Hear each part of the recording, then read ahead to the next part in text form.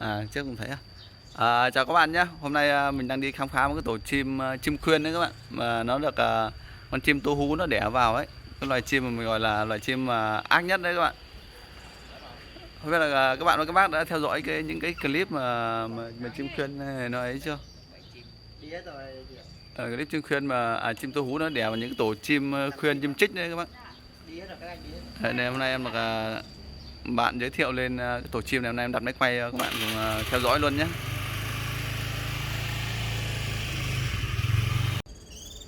Mình cứ bấm máy mình để đây tí nữa. Lát nữa mình là làm thêm vào video để cái mũ xô lên xem nó sao.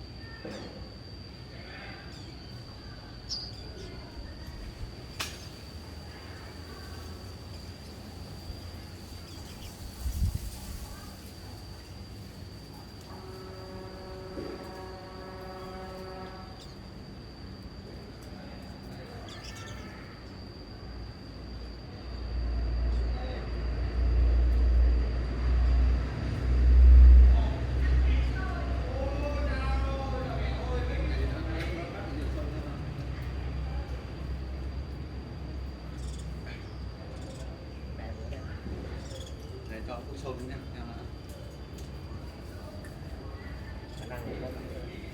Chắc là có cảnh rồi thì nãy giờ phải cho con ăn liên tục. Em